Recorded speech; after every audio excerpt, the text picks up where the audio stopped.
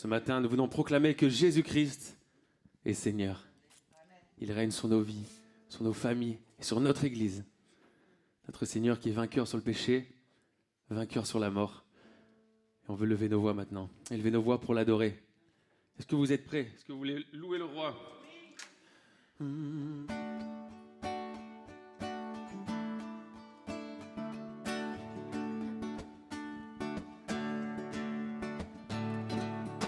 L'heure est arrivée, le moment de vérité a sonné l'avènement de sa lumière. L'ombre est désarmée, l'ennemi est terrassé et le jour de la victoire est arrivé. Oh, il est Seigneur, il est vainqueur. Par la force de son nom, il a scellé le pardon de sa vie, de sa paix et d'un testament d'éternité. Revêtu de joie, revêtu de joie, à l'écoute de sa voix, avançons vers le combat dans sa puissance. Unis par son sang et portés par notre chant, nous emmènerons les foules à sa louange. Il est Seigneur, il est vainqueur. À la force du Très-Haut, il est sorti du tombeau et il vit à jamais, couronné de gloire et d'autorité. L'aube est déjà là, de ce jour où l'on verra le salut de Jésus-Christ briller sur terre. Rien n'est plus certain que l'étoile du matin, dans le ciel illuminé de nos prières. Il est Seigneur, il est vainqueur. Que le Dieu de l'univers soit manifesté sur terre, que son nom soit loué et que règne enfin sa majesté. Il est Seigneur, il est vainqueur. Que le Dieu de l'univers soit manifesté sur terre, que son nom soit loué et que règne enfin sa majesté. Et que règne enfin sa majesté. Et que règne enfin sa majesté. Amen. Ce nom qui est au-dessus de tout nom, ce nom qui sauve, qui guérit, qui délivre. Chantons le nom de Jésus. Que ton nom est majestueux, ô Seigneur, sur toute la terre. Ton nom est fort et puissant, ton nom est glorieux et grand. En lui nous sommes sauvés. On reprend. Que ton nom est majestueux, Seigneur, sur toute la terre. Ton nom est fort et puissant, ton nom est glorieux et grand. En lui nous sommes sauvés. Tout le monde, le nom de Jésus. Le nom de Jésus, plus haut que tous les noms. Roi des rois, aucun nom n'est comme le sien. Le nom de Jésus, plus haut que tous les noms. Alpha, Oméga, aucun nom n'est comme le sien. Ton nom est comme un doux parfum, déversé sur mon âme, sur mon âme. En ton nom nous surmontons tout, en ton nom nous avons la victoire. Ton nom est tout puissant, le nom, oh, le nom de Jésus, plus haut que tous les noms. Roi des rois, aucun nom n'est comme le sien. Le nom de Jésus, que tous les noms.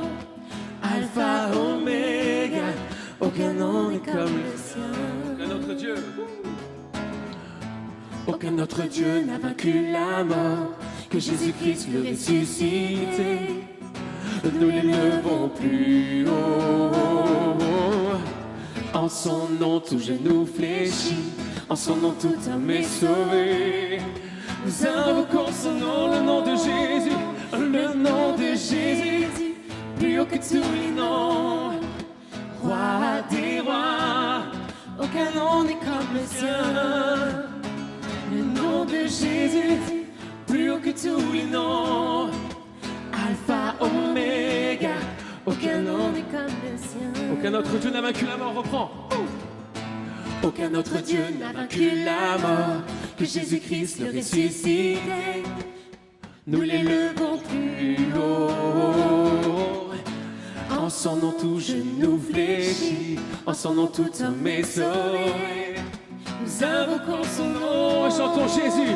Oh Jésus, Jésus, Jésus. Oh, oh, oh, oh. Jésus, Jésus, Jésus. Oh, oh, oh. Le nom de Jésus, plus haut que tous les noms. Roi des rois, aucun nom n'est comme le sien. Le nom de Jésus, plus haut que tous les noms. Alpha, Oméga, aucun nom n'est comme le sien. Amen. Proclame ta grandeur, Seigneur. On veut se souvenir qu'il est le Dieu fidèle, plein de bonté. Il ne nous abandonne jamais. Le Seigneur nous tient par la main. Sa bonté nous accompagne. Elle ne faillit jamais. Merci Seigneur pour ton amour. Merci pour ta présence ce matin. Je t'aime Seigneur. Ta bonté ne faillit jamais. Chaque jour, tu me tiens dans tes mains. Du moment où je me lève jusqu'à mon coucher, je chanterai la bonté de Dieu. Tu as toujours été fidèle. Chaque jour tu as été si bon. Avec le souffle que tu me donnes, je chanterai la bonté de Dieu. J'aime ta voix. Tu m'as conduit hors de l'épreuve. Dans mes nuits sombres, tu te tiens tout près de moi. Je te connais comme un père et un tendre ami. Et j'ai vécu dans la bonté de Dieu. Tu as toujours été fidèle. Toute ma vie, tu as été si bon. Avec le souffle que tu me donnes, je chanterai la bonté de Dieu. Oh, ta bonté m'accompagne, elle m'accompagnera.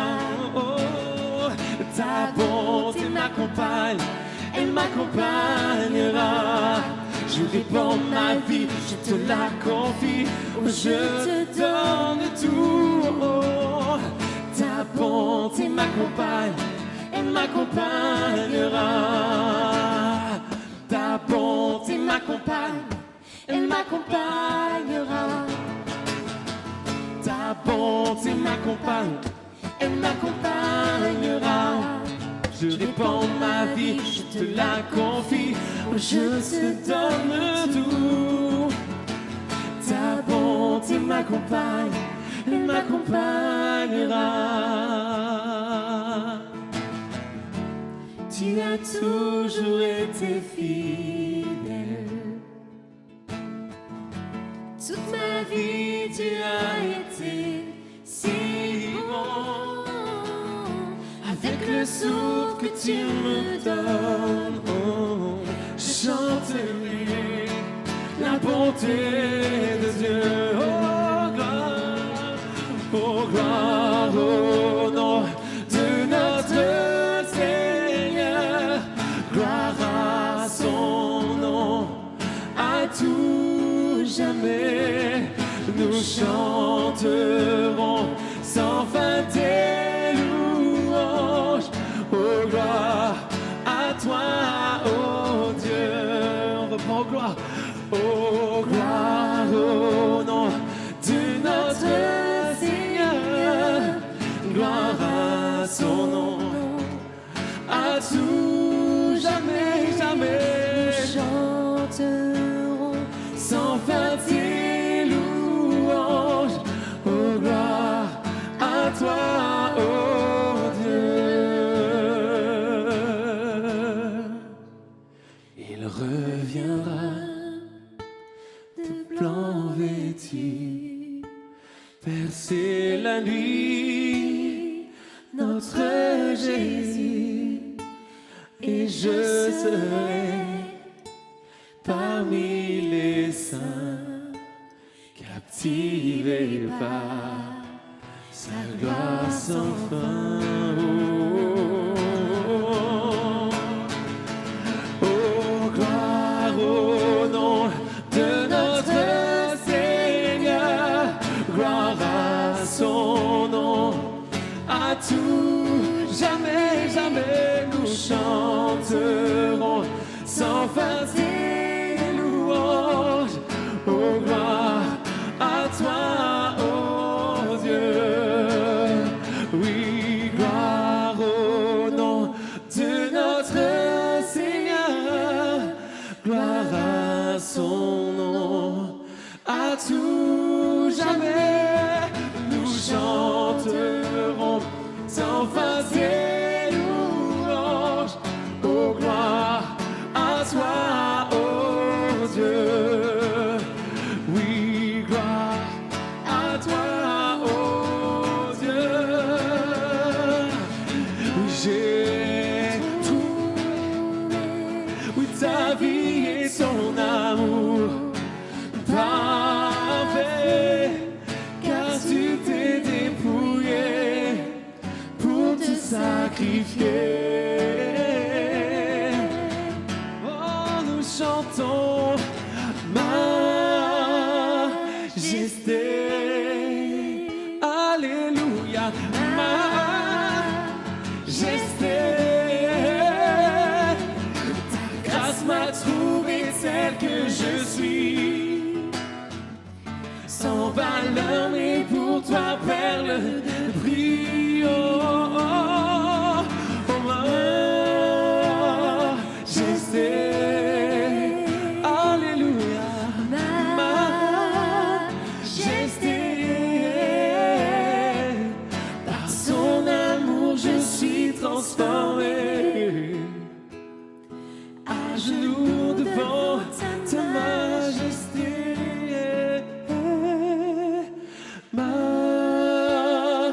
Majesté, alléluia, majesté. Ta grâce m'a trouvé tel que je suis, sans valeur, mais pour toi, perle de prix. Chantons majesté. Alléluia, majesté. Par son amour, je suis transformé. À genoux devant ta majesté. Je louerai l'Éternel de tout mon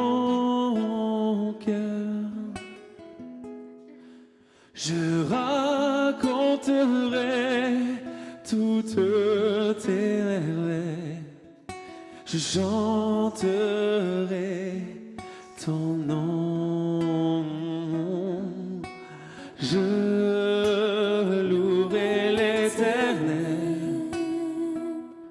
de tout mon cœur. Je ferai de toi le sujet de ma joie. Alléluia.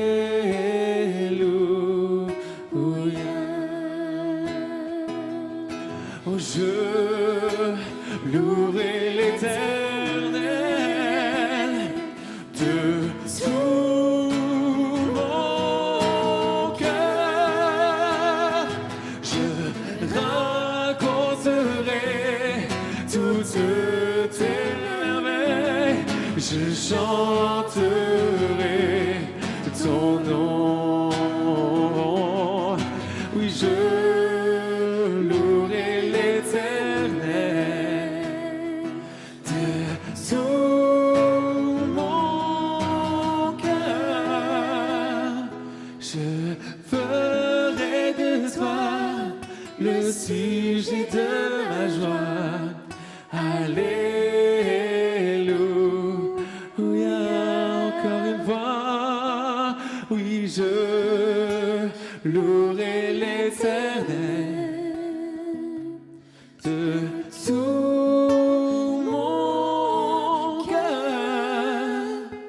Je raconterai toutes tes merveilles. Je chanterai ton nom. Je louerai l'Éternel de tout mon cœur. Je ferai de toi le sujet de ma joie. Alléluia.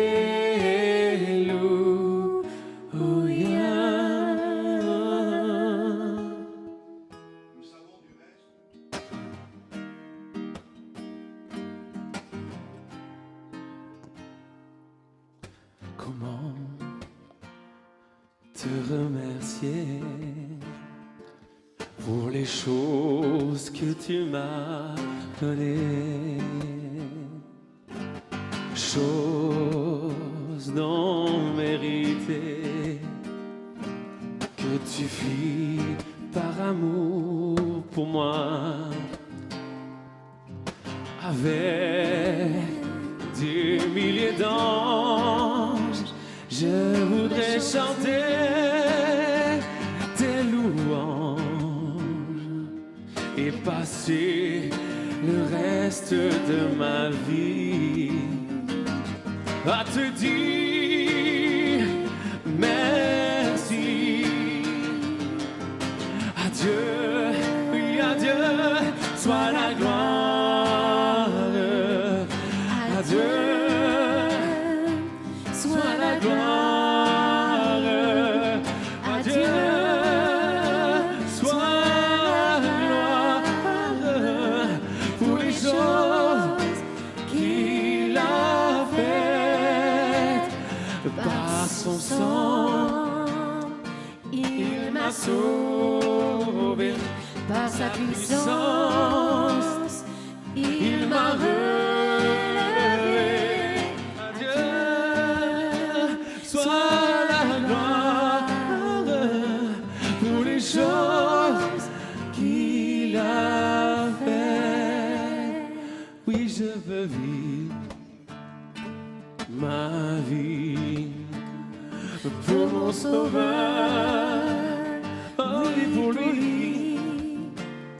Et si je gagne quelque gloire, tout sera pour Jésus-Christ.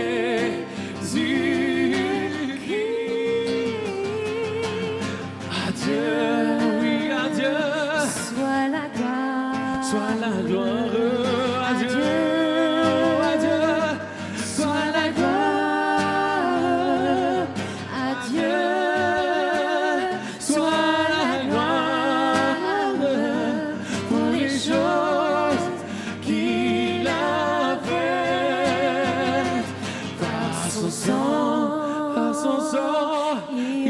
sauvé. Par sa puissance, il m'a relevé. À Dieu soit la gloire pour les choses qu'il a faites. Oui, pour les choses qu'il a faites.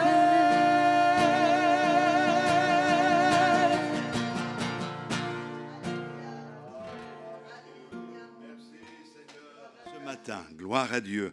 Je voudrais que nous lisions ensemble un texte très connu de l'Écriture et nous allons parler ce matin des soupirs de l'esprit. Voilà, un thème intéressant, les soupirs de l'esprit. On va lire dans Romains chapitre 8 à partir du verset 12. Les soupirs de l'esprit. Nous nous arrêterons particulièrement sur les 2 derniers versets de la lecture de ce matin. Ainsi donc, frères, nous ne sommes point redevables à la chair pour vivre selon la chair. Si vous vivez selon la chair, vous mourrez. Mais si par l'esprit vous faites mourir les actions du corps, vous vivrez. Car tous ceux qui sont conduits par l'Esprit de Dieu sont fils de Dieu. Et vous n'avez point reçu un esprit de servitude pour être encore dans la crainte, mais vous avez reçu un esprit d'adoption par lequel nous crions « Abba, Père ». L'Esprit lui-même rend témoignage à notre esprit que nous sommes enfants de Dieu. Or, si nous sommes enfants, nous sommes aussi héritiers, héritiers de Dieu et co-héritiers de Christ, si toutefois nous souffrons avec lui, afin d'être glorifiés avec lui. J'estime que les souffrances du temps présent ne sauraient être comparées à la gloire à venir qui sera révélée pour nous. Aussi, la création attend-elle avec un ardent désir la révélation des fils de Dieu, car la création a été soumise à la vanité, non de son gré, mais à cause de celui qui l'y a soumise, avec l'espérance qu'elle aussi sera affranchie de la servitude, de la corruption, pour avoir part à la liberté de la gloire des enfants de Dieu. Or, nous savons que jusqu'à ce jour, la création tout entière soupire et souffre les douleurs de l'enfantement.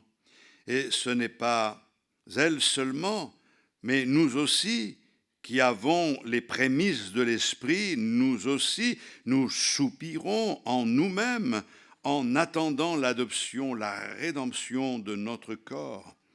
Car c'est en espérance que nous sommes sauvés. Or, l'espérance qu'on voit n'est plus espérance. Ce qu'on voit, peut-on l'espérer encore? Mais si nous espérons ce que nous ne voyons pas, nous l'attendons avec persévérance. De même, aussi, l'Esprit nous aide dans notre faiblesse, car nous ne savons pas ce qu'il nous convient de demander dans nos prières. Mais l'Esprit lui-même intercède par des soupirs inexprimables. Et celui qui sonde les cœurs connaît quelle est la pensée de l'Esprit, parce que c'est selon Dieu qu'il intercède en faveur des saints. Amen et Amen. Quelle richesse dans cet épître aux Romains et quelle richesse dans ce chapitre 8 où nous trouvons qu'il n'y a plus de condamnation pour nous qui sommes en Jésus-Christ. Et les versets 26 et 27 commencent par « De même aussi l'Esprit nous aide dans notre faiblesse ». De même, ça veut dire que ce verset est relié à ce qui précède. Et ce que nous avons vu, c'est le verset 22, entre autres, que la création tout entière soupire et souffre les douleurs de l'enfantement. La création tout entière soupire, elle souffre, elle voit le désordre que le péché et les hommes par le péché ont amené. Et elle soupire, elle souffre parce qu'elle attend quelque chose de neuf, quelque chose de nouveau. Nous savons que la terre sera détruite, les éléments embrasés se dissoudront, elle passera cette terre, mais que Dieu nous réserve une nouvelle terre et de nouveaux cieux. C'est quelque chose que nous ne voyons pas, c'est quelque chose pourtant que Dieu nous a promis. Et la création elle-même soupire.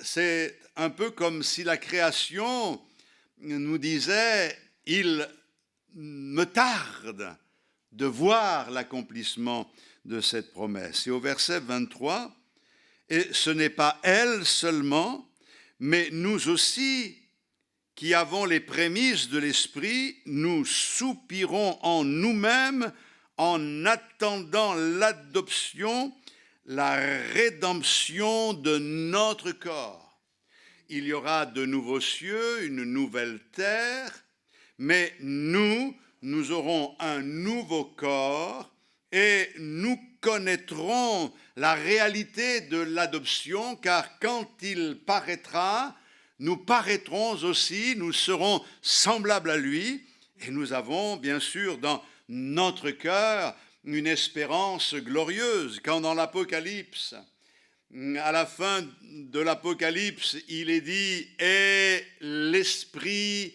et l'épouse disent « Viens, Seigneur Jésus ».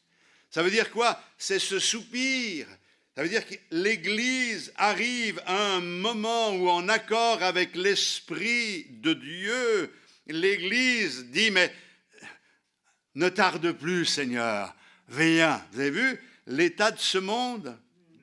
Qui aurait cru une chose pareille? Il y a quelques années de cela, pas bien longtemps, je pensais qu'on était arrivé au bout du bout. Et je ne savais pas que le bout du bout était encore un peu plus loin.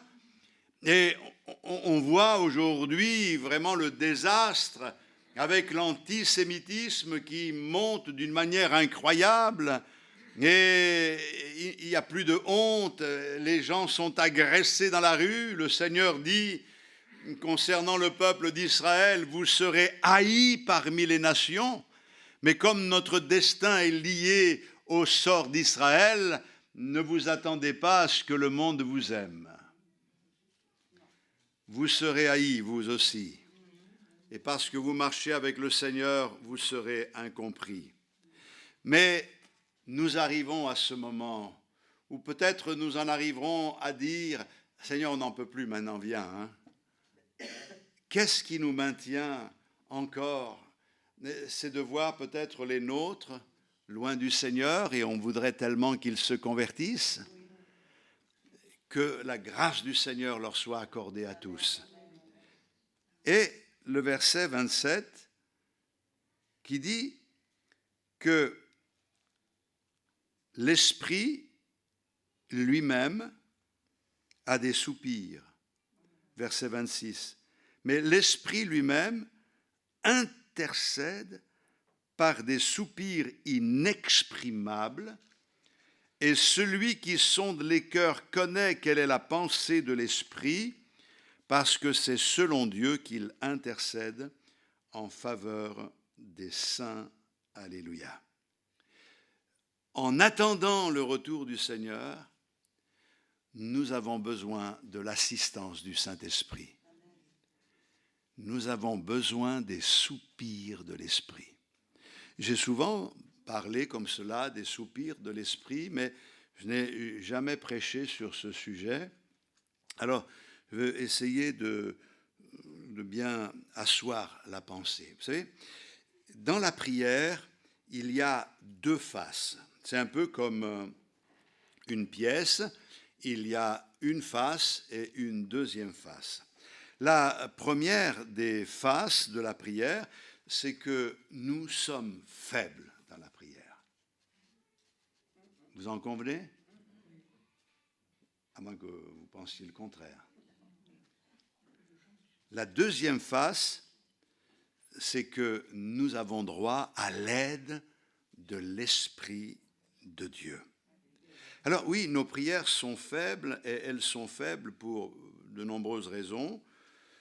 Quand je pense à la grandeur de Dieu, quand je pense à la création, à la révélation que j'ai de Dieu, je me sens tout petit. Et vous? Pas encore plus petit, je ne pense pas, mais on se sent tous petits, hein, très petits. Nous sommes tous faibles.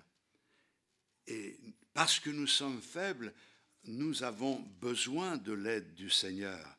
D'ailleurs, pour obtenir l'aide du Saint-Esprit dans notre vie de prière, il faut que ça commence par se sentir, par réaliser notre faiblesse.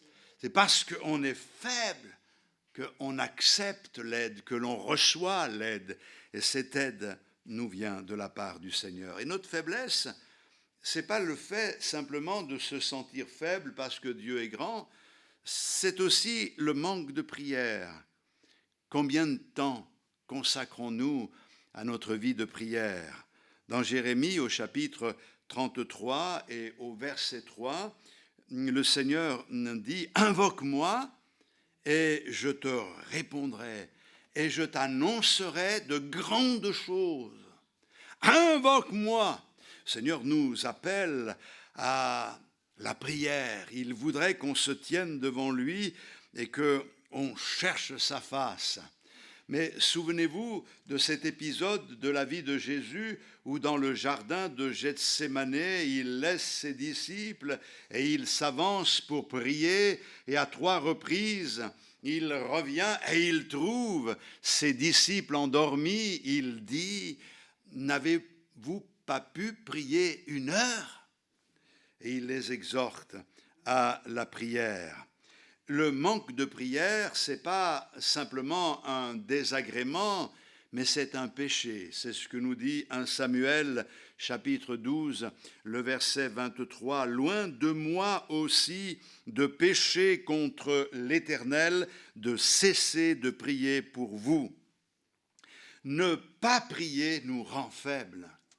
Bien sûr, la prière, ce n'est pas de débiter des paroles et des phrases que l'on connaît pratiquement par cœur, et même si on prie le Seigneur, on peut voir nos pensées s'en aller, un peu voyager, et nous on continue à prier. Ce ne sont pas les mots qui font la prière, c'est avant tout une disposition de cœur, un état d'âme. Notre faiblesse dans la prière vient aussi de notre ignorance de ce qu'est la prière. Vous savez, l'école de la prière, c'est une école qui est très intéressante. Nous, on apprend beaucoup de choses, mais l'école de la prière est une école dont on ne sort jamais diplômé. On ne peut pas dire à un moment donné, ça y est, je l'ai, mon diplôme. J'en sais suffisamment, j'ai suffisamment de savoir. On apprend toujours dans la prière. Et plus on apprend, plus on se sent ignorant. C'est quand même extraordinaire. On croit avoir tout compris et puis on s'aperçoit qu'on a tout à découvrir. Quand on donne notre vie au Seigneur, on réalise que l'on est enfant de Dieu. Quelle révélation! Et à partir de là, on comprend qu'il y a beaucoup de choses à saisir et on a soif. On veut les saisir. On voudrait sauter les classes. On voudrait arriver à être déjà grand alors que l'on commence à peine, un peu comme les enfants. Vous les avez vus, les enfants? Ils ne sont pas plus hauts que cela. Ils se sentent déjà grands. Ils veulent être adultes. c'est vrai qu'il y a là quelque chose qui doit nous interpeller. Le désir de grandir doit être dans notre cœur. Nous apprenons toujours. Et quand les disciples étaient avec Jésus, les disciples, à un moment donné, ont dit à Jésus, « Seigneur, enseigne-nous à prier » comme Jean l'a enseigné à ses disciples. Ils n'ont pas dit « enseigne-nous à prêcher, enseigne-nous à baptiser, enseigne-nous à organiser des églises ». Ils ont dit « enseigne-nous à prier ». Ils ont compris l'importance de la connaissance dans ce domaine-là. Et puis, il y a le verset 26, on se sent faible. De même aussi, l'Esprit nous aide dans notre faiblesse, car nous ne savons pas ce qu'il convient de demander dans nos prières. La faiblesse dans la prière vient du fait que nous ne savons pas ce qu'il convient de demander.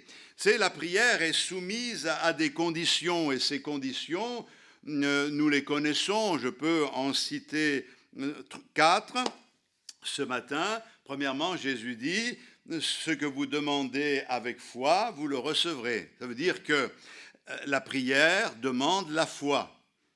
Et il y a des chrétiens qui prient, mais qui n'ont pas la foi. Moi, j'en ai connu, et qui priaient dans des églises, ils n'avaient pas la foi. Quand même, frère, vous n'y croyez quand même pas. Mais à quoi ça sert de prier si tu ne crois pas que le Seigneur t'entend et qu'il répond à tes prières?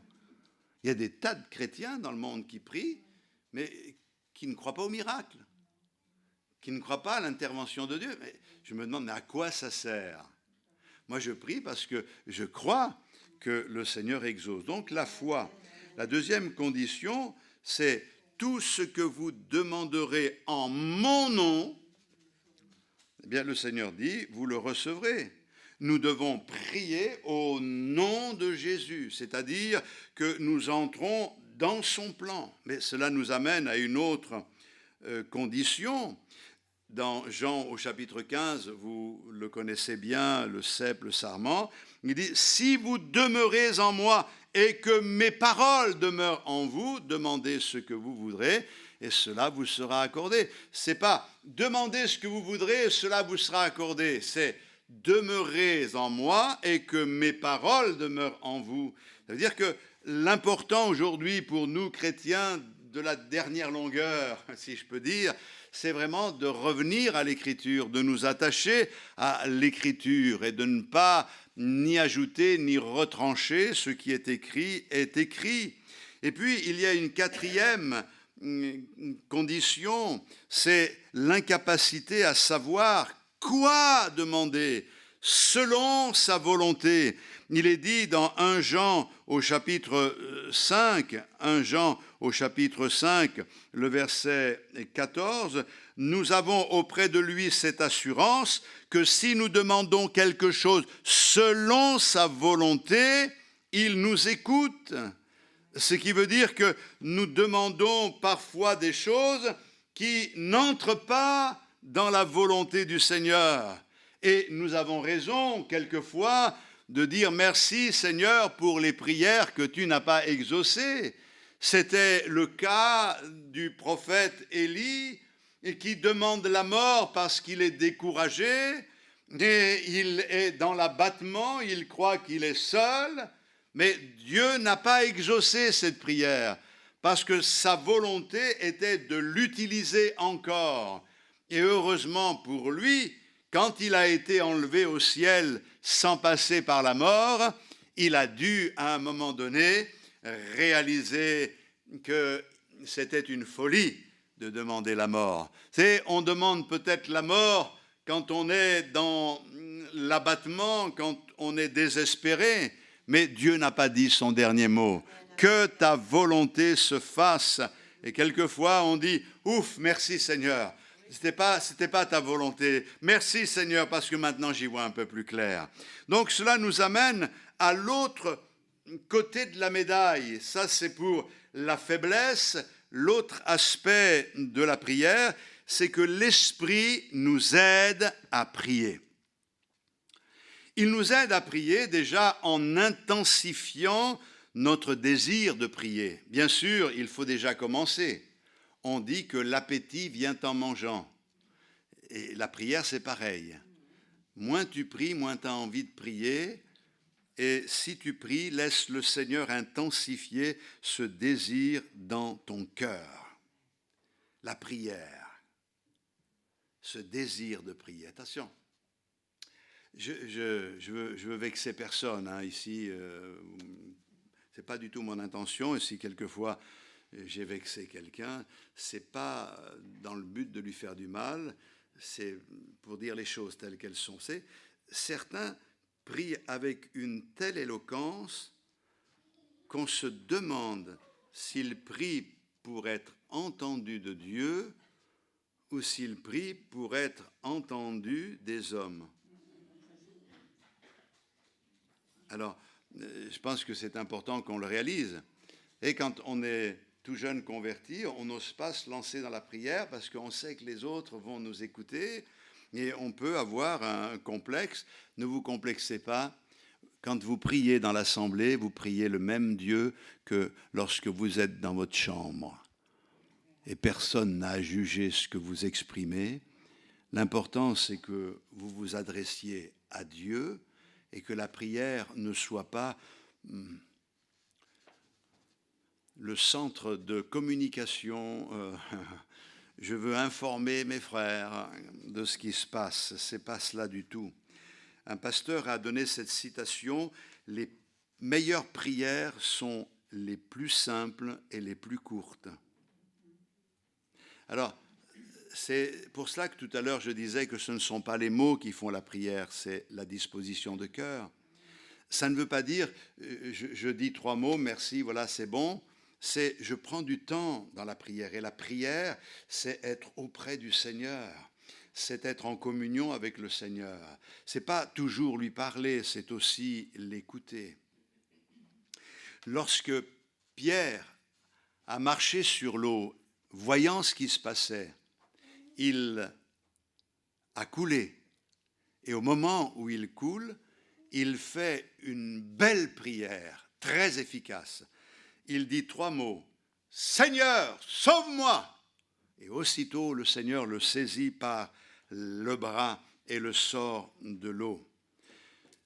Le prédicateur qui a dit que les prières les plus simples et les plus courtes sont les meilleures, a dit que dans son assemblée, si certains s'étaient trouvés à la place de Pierre, ils auraient tellement pris de temps à exprimer les choses qu'ils auraient commencé à prier et ils auraient glou-glou. Hein. Je crois qu'il faut aller droit au but. Et c'est pour cette raison qu'ici, il est parlé des soupirs inexprimables. C'est quoi des soupirs inexprimables ? Soupir inexprimable qui ne peut être exprimé avec des mots. Des soupirs que l'on ne peut pas verbaliser. Une prière qui ne sort pas uniquement de la bouche, mais qui vient d'abord du cœur. Et quand elle sort de la bouche, quelquefois, elle est exprimée par un soupir. Ah! Attention, je ne vais pas vous encourager à faire des soupirs tout au long de la réunion, comprenons ce qui est dit ici. Parfois, nous nous présentons devant le Seigneur. Il faut reconnaître que ça pèse sur notre cœur. Nous sommes accablés, nous sommes contrits, nous sommes comme pressurisés. Et dans ces moments-là, nous n'avons pas de mots. Nous n'avons pas les mots pour exprimer ce qui se passe dans notre âme, mais seulement un soupir. Mais ce soupir vient directement des profondeurs de notre cœur. Et c'est le Saint-Esprit qui, intensifiant ce fardeau dans notre cœur, nous amène à exprimer ce désir, ce soupir plus exactement. Et en exprimant ce soupir, Dieu sait exactement ce dont nous avons besoin à cet instant-là, sans même que nous n'ayons les mots pour l'exprimer. Alléluia. Avez-vous déjà été accablé au point que quelque chose vous amène à pousser des gémissements? J'ai vécu des périodes et dans des situations, je ne suis pas très expressif sur ce qui me concerne et des combats qui sont les miens, mais me trouvant dans la présence du Seigneur, eh bien, je ne sais pas quelquefois quoi dire au Seigneur. Je ne sais pas comment exprimer les choses. Et le Saint-Esprit m'aide déjà à supporter la situation que je traverse, à supporter l'épreuve dans laquelle je me trouve. Et il m'aide à exprimer quelque chose.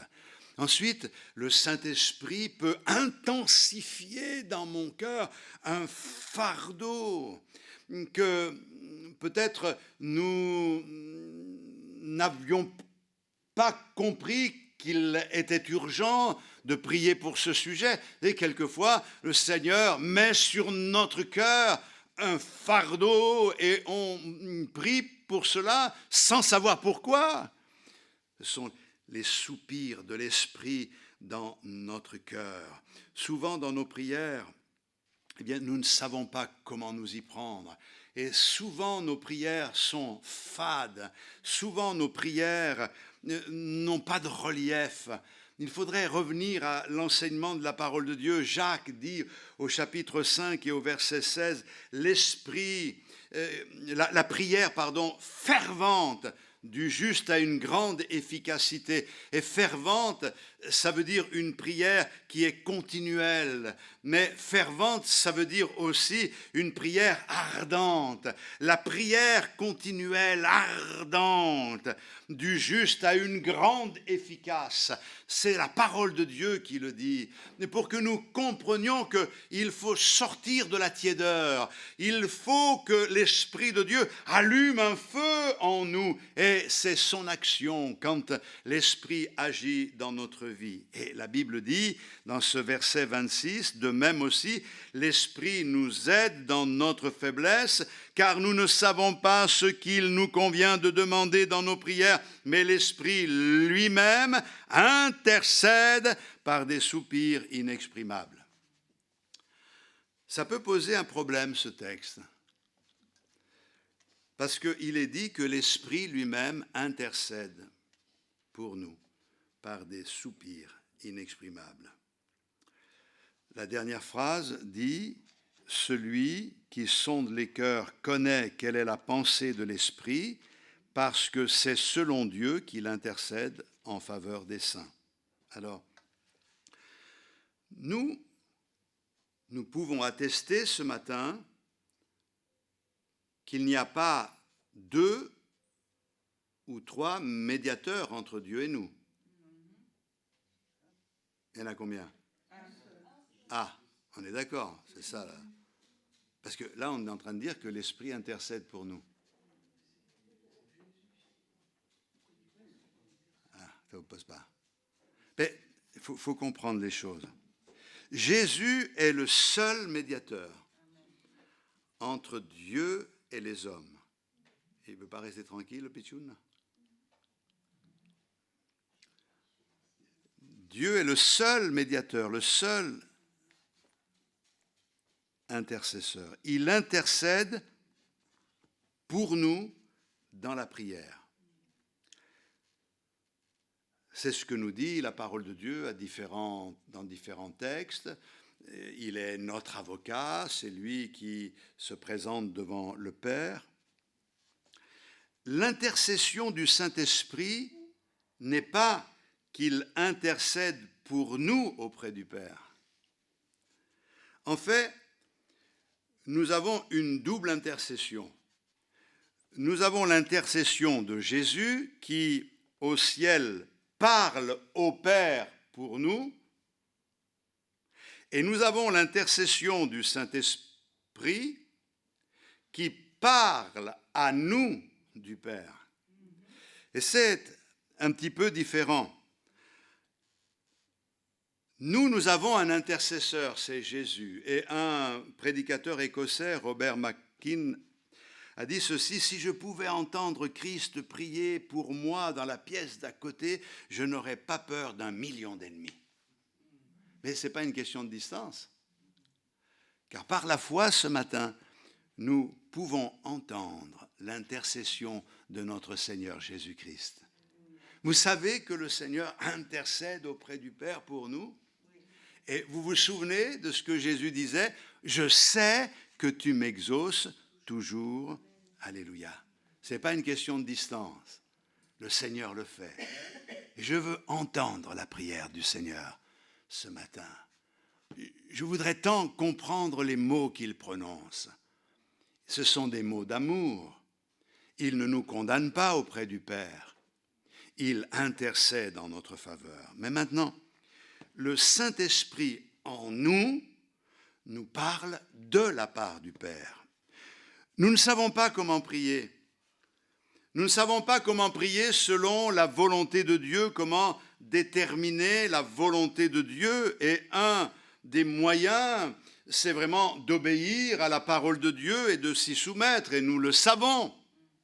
Cependant, ce n'est pas totalement suffisant, car il y a des choses qui nous sont personnelles, et donc l'Esprit intercède, il nous parle de la part de Dieu. Je vais prendre un exemple, celui de Acte 10.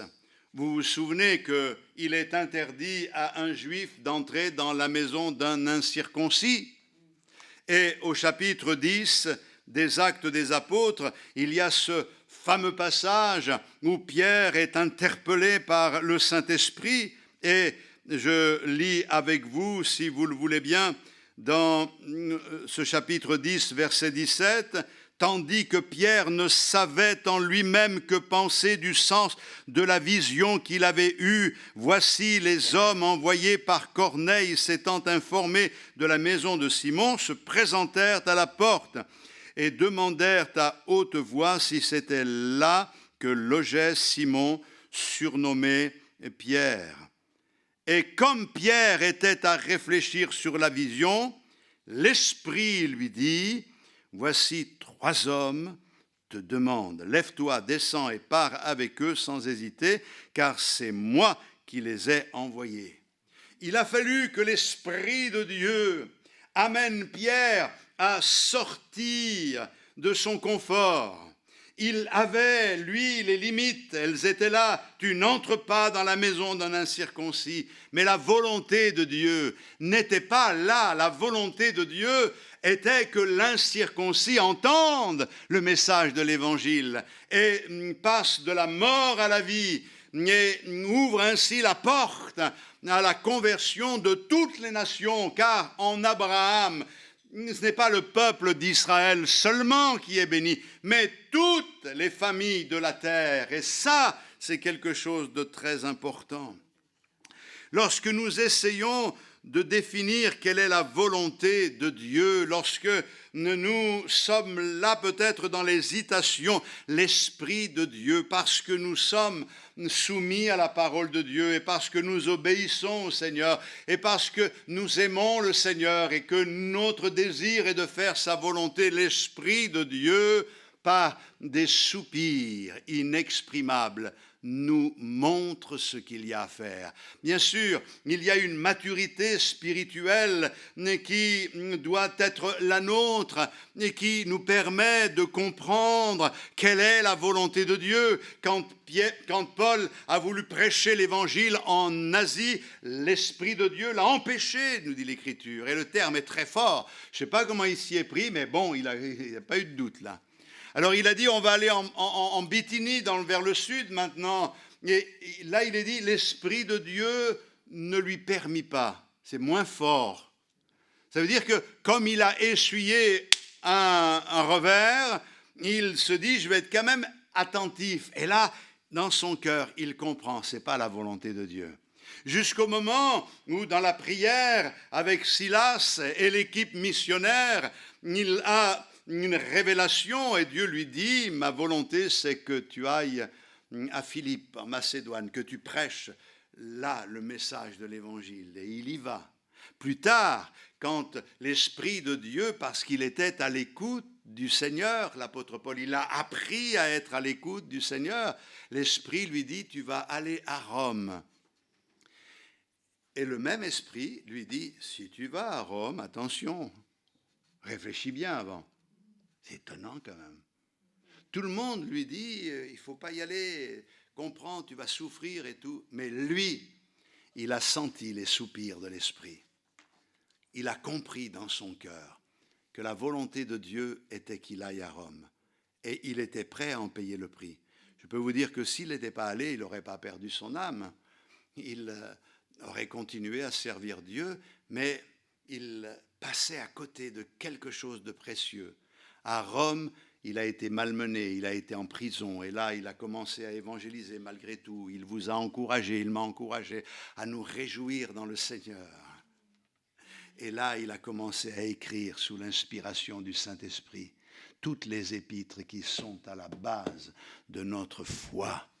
Et pas seulement des chrétiens de l'époque, mais des chrétiens de toutes les époques, jusqu'au retour de notre Seigneur Jésus-Christ.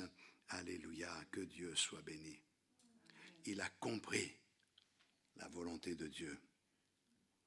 Il existe une façon de prier qui est la façon de prier à haute voix, nous la connaissons tous, mais il existe d'autres formes de prière et quelquefois on doit mettre en œuvre cette forme de prière qui est une prière inarticulée, peut-être confuse, mais qui existe. On est dans la présence de Dieu et on est là laissant l'Esprit de Dieu définir quelle est la volonté du Seigneur. C'est quelque chose qui est difficile de comprendre, c'est pas aussi clair que cela. C'est pas oui, non, c'est vraiment entre dans ma volonté. Nous apprenons la volonté de Dieu, nous la connaissons en tâtonnant, nous dit l'Écriture. Ça veut dire que ce que l'on entend ne ressemble pas à des mots. J'entends l'Esprit me parler souvent, mais je n'entends pas des voix. Il parle à mon cœur.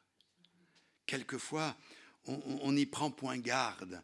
Et quand on se réveille, plus exactement, quand on prend conscience de la chose, on se dit, mais c'est Dieu qui me demandait de le faire.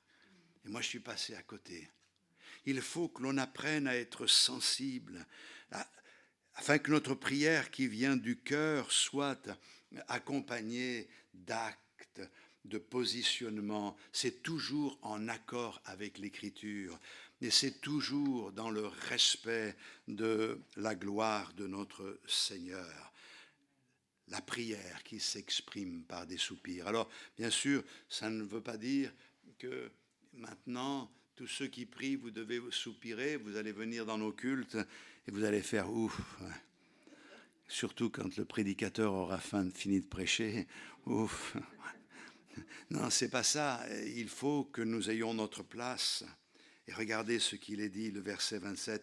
Et celui qui sonde les cœurs connaît quelle est la pensée de l'Esprit, parce que c'est selon Dieu qu'il intercède en faveur des saints. C'est extraordinaire. L'Esprit de Dieu, c'est celui qui sonde nos cœurs. J'ai une bonne et une mauvaise nouvelle. La bonne nouvelle de ce matin, c'est que Dieu sonde vos cœurs et il sait ce qu'il y a dedans.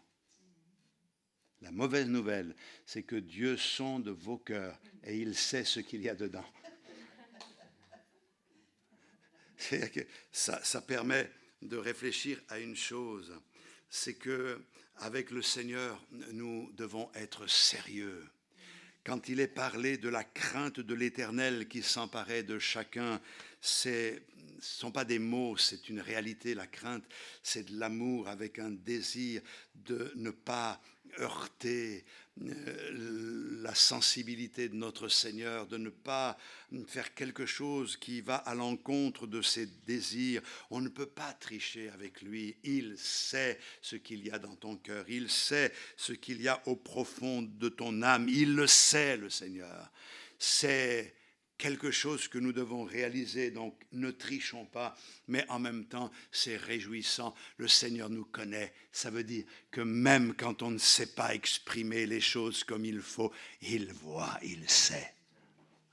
Frère, donnez-moi les bons mots pour que je demande au Seigneur de la bonne manière afin que je sois exprimé.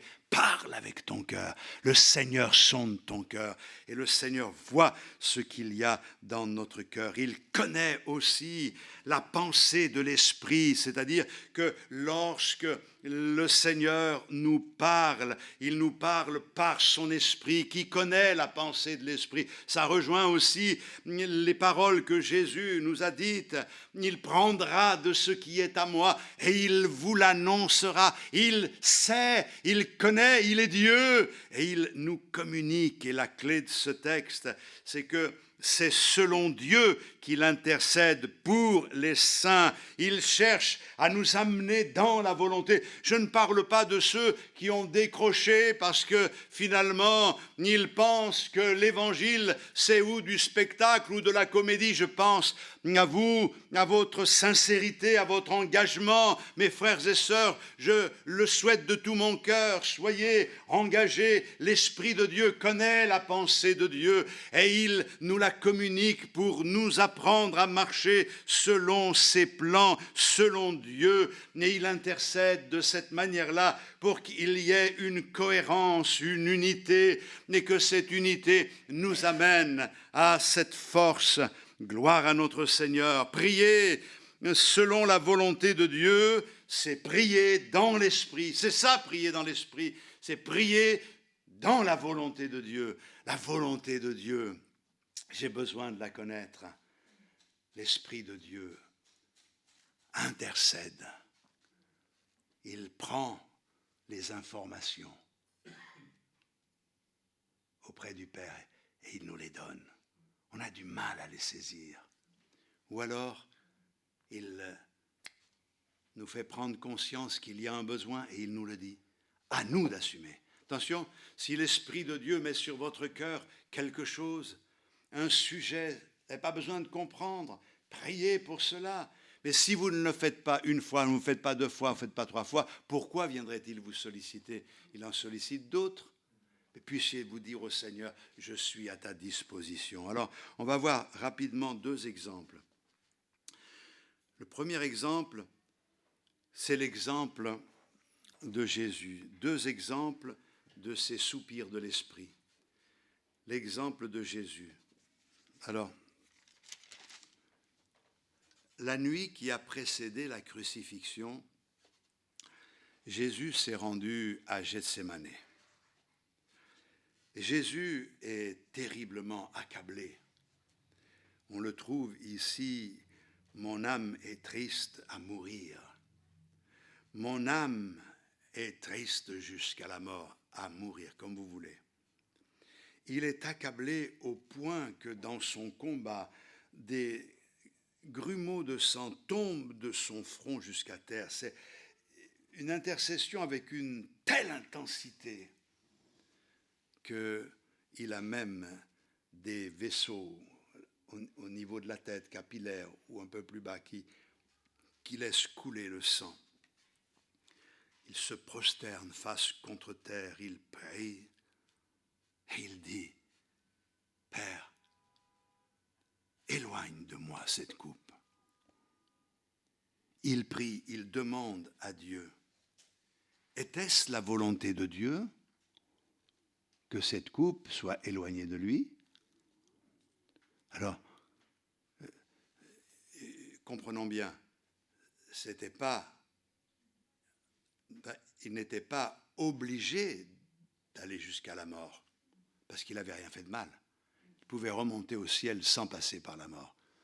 Mais il est venu pour nous sauver. Et là, dans cette heure critique, il dit, éloigne de moi cette coupe. Était-ce la volonté de Dieu? Non. Et pourtant, il demande. Il demande quelque chose qui n'est pas la volonté de Dieu. Et ensuite, il va se reprendre, mais que ta volonté soit faite et non la mienne. Et voilà la clé. Il prie, il revient et il trouve ses disciples endormis. Et il leur dit, levez-vous et priez. Vous n'avez pas pu prier 1 heure. Et il répète 3 fois. Et que se passe-t-il alors que Jésus est en train de prier? Alors que Jésus est dans la prière, éloigne de moi cette coupe. Toutefois, non ma volonté, mais la tienne. Le Père va révéler à Jésus sa volonté. Et Jésus-Christ va comprendre une chose, c'est que la volonté du Père, c'est qu'il aille jusqu'au bout. À partir du moment où il a capté cela, il va changer complètement d'attitude. Et plus tard, lorsque Pierre va dégainer son épée et couper l'oreille de Malchus, on sait ce que le Seigneur a fait, il a réparé l'oreille, mais il a dit une phrase, « Ne boirai-je pas la coupe que le Père m'a préparée ?» Voilà maintenant qu'il a pris conscience de la volonté de Dieu. Il aurait pu éviter, mais il entend les soupirs de l'Esprit. Comment est-il parvenu à cela? Dans la prière, dans la recherche de la face de Dieu. Il prie et il se relève. Ceux qui ne prient pas ne se relèvent pas. Lui, il se relève et il va jusqu'au bout.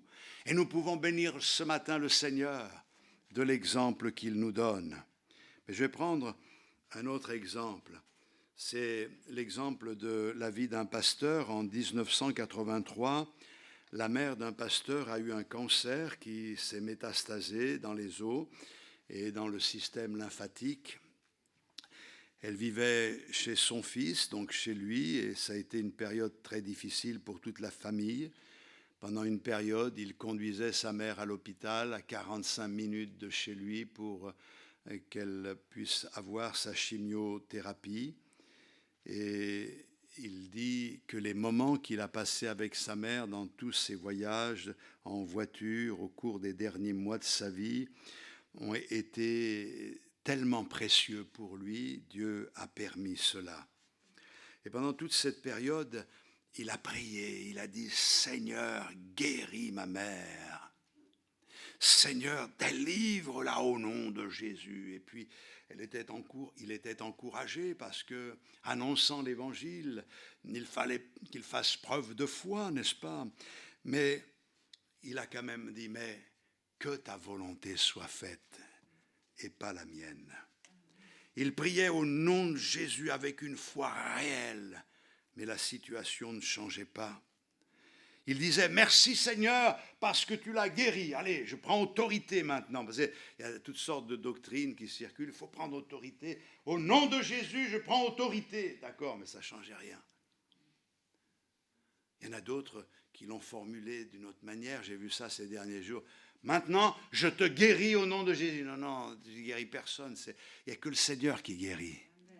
C'est important de le savoir. Donc, il a eu toutes les démarches, vous savez, on se raccroche un peu à tout dans ces moments où on veut voir la gloire de Dieu. Mais en décembre 1983, alors qu'il répétait continuellement cette prière, guéris ma mère, et il ajoutait maintenant que ta volonté soit faite.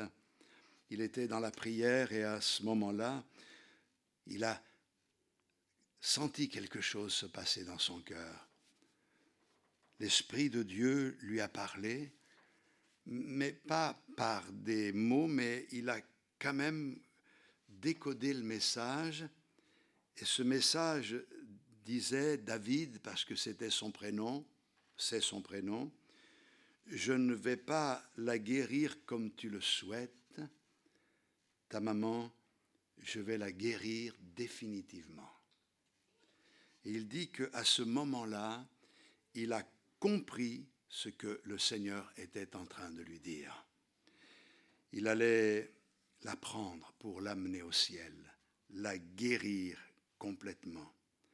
Et à partir de là, il a prié selon la volonté de Dieu. Il n'a plus dit « Seigneur, guéris ma mère », mais il a dit « Seigneur, merci de la guérir définitivement et je te prie quand même pour que tu la gardes aussi libre que possible des souffrances avant son départ. » J'ai personnellement vécu des moments comme cela et je me souviens des souffrances de ma mère sur son lit de mort à l'hôpital quand elle me disait « François, ne les laisse plus faire. Je ne veux plus qu'on me touche. » Et que la voir dans cette souffrance, je me tenais à genoux dans la prière et je disais « Seigneur, bénis-la. » Jusqu'au moment où j'ai dit « Seigneur, reprends-la. » À quoi ça sert qu'elle reste dans cet état? Ne la laisse pas souffrir plus longtemps. Seigneur, reprends-la. C'est ton enfant. Redonne-lui la dignité. Sors-la de cette misère et de ces souffrances. Bien sûr, la séparation est douloureuse. Et ce n'est pas forcément ceux qui l'expriment et l'extériorisent qui la ressentent plus profondément, ça n'a rien à voir. Mais c'est une réalité. Il y a une force extraordinaire dans le Seigneur. Et par rapport à ceux qui nous ont précédés, de pouvoir dire « Seigneur, je sais où ils sont. Et je sais qu'on les retrouvera dans la gloire. » En attendant, Seigneur, par l'action de ton esprit et des soupirs inexprimables, agis en moi. Et toi, Seigneur Jésus, continue à parler de moi au Père, à prier pour moi. J'ai besoin. Mais l'Esprit de Dieu va prendre l'information auprès du Père et nous donner des informations pour que nous soyons éclairés. Je sais que j'ai été un peu plus long, mais je voudrais dire ceci. Dans une assemblée où j'ai été pasteur, nous prions pour une sœur qui était atteinte d'un cancer. Et nous avons toute l'assemblée prié. Et à un moment donné, dans la prière, le Seigneur m'a dit « Je vais la reprendre, elle était jeune. » C'était très douloureux pour moi. Dans l'assemblée, beaucoup exprimaient leur encouragement.